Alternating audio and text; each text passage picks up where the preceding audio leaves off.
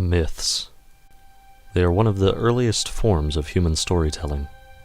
Cultures around the world, for as long as we can remember, have told these stories around fires, stories of heroes and villains and creatures, things beyond the physical world. For the most part, we don't believe in them anymore. We relegate them to mythology or legends, and that legendary status is how they remain to this day. However, some things haven't gone by the wayside quite so easily.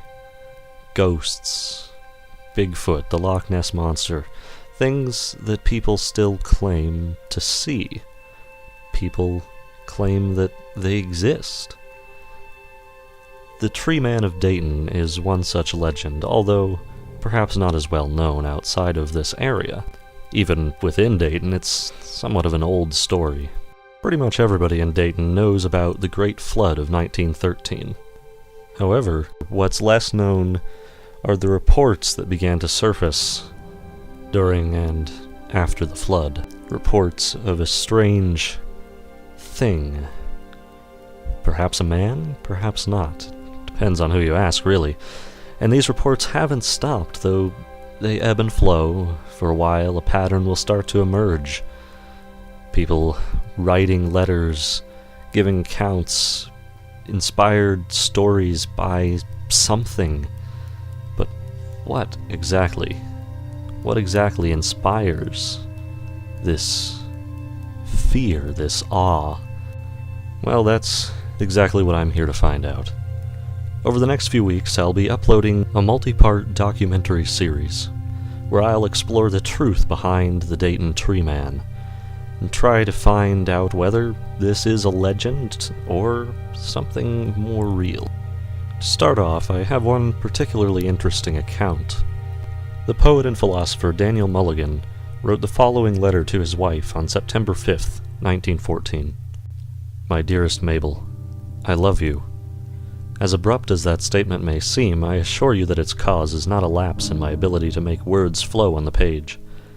Rather, I feel compelled by recent events to make sure you fully understand my devotion to you. The first occurrence was on March 30th, when the water from the flood still prevented me from reaching the ground floor of my hotel.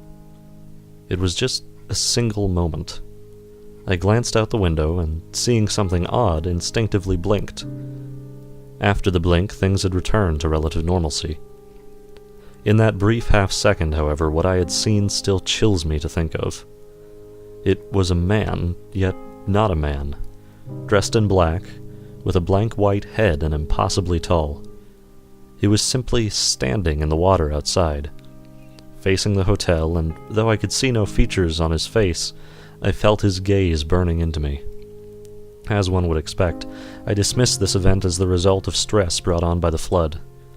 Even then, though, I think I knew in my heart that what I had seen was more real than anything else in this world. A week later, I was in a cafe, having finally gained freedom from my hotel prison. I felt a heaviness within me, and hesitantly pulled my eyes upward to see the man again, this time bathed in the shadow of the room's far corner. He didn't move, but his face changed from looking away to once again staring into my thoughts. I cannot explain the way he moved without moving, so I will not try. A passerby between us served the same purpose as my blink had before. These encounters continued at a varying rate over the following months.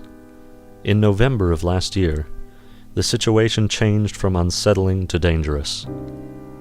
I did not see him that day, but something in my mind told me that the inevitable had occurred. He was done playing with me. Deciding to leave the city at once, I boarded a train intending to make my way to New York. I will not write of my encounter on the train. Forgive me. I have been hiding ever since. I think he's still close, but I seem to have amused him, or at least regained his interest enough to earn a longer life. My sweet Mabel, he will not let me leave, nor would I ever consider risking him finding you. I must remain. Avoid the trees, and for God's sake avoid the sea. The depths hold things beyond your understanding, and each drop contains the depths. Forever yours, but now also his, Daniel Mulligan. Although Mabel did fortunately receive this final letter, the body of her husband was never found. There are many, many more stories like this, and I hope that you'll join me over the following weeks as I explore them, talk to people who claim to have seen the creature, and seek it out myself.